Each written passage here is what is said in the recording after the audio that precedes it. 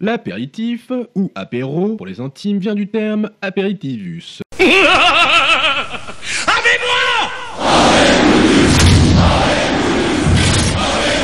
Étymologiquement, ce terme doit ses origines au mot latin apéturar qui signifie ouvrir.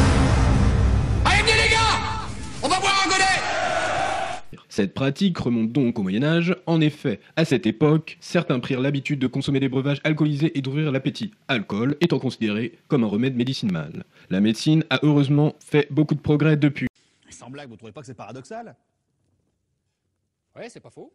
En début de repas, on buvait des boissons à base de vin ou plantes aromatiques telles que la sauge ou à base d'épices.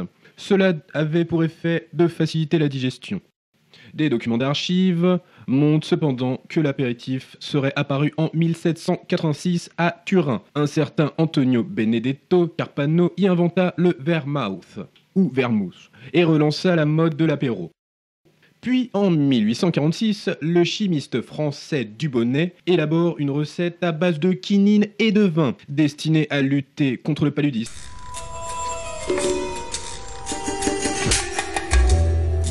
Cette boisson sera consommée par les soldats de la Légion étrangère en mission dans les zones marécageuses d'Afrique du Nord.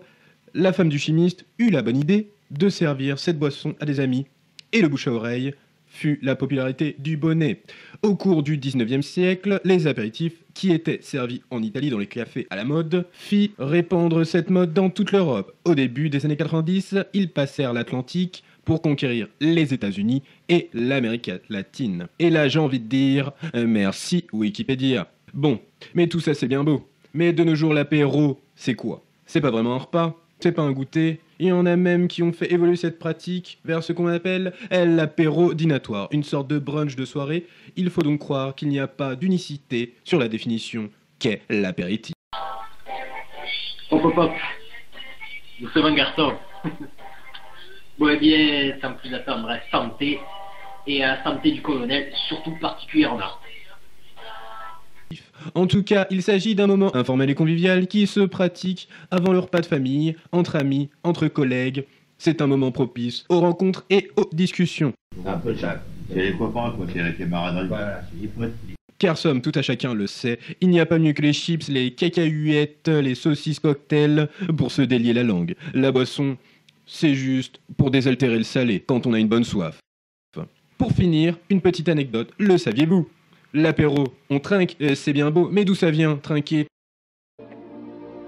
À vous, à nous, à eux. Trinquons à ce soir, tant qu'il y a de la vie, on dit qu'il y a de l'espoir.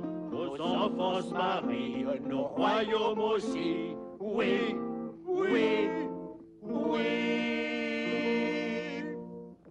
Et ça remonte au Moyen-Âge. Et oui, encore le Moyen-Âge. Dans ces temps anciens où il y avait des guerres, des conflits, qui se réglaient à coups de canons, de fusils et autres armes, il arrivait parfois que l'on fasse une pause pour signer un accord commercial ou un traité de paix. Cela se terminait par un verre, de l'amitié, une chope, une coupe la plupart du temps.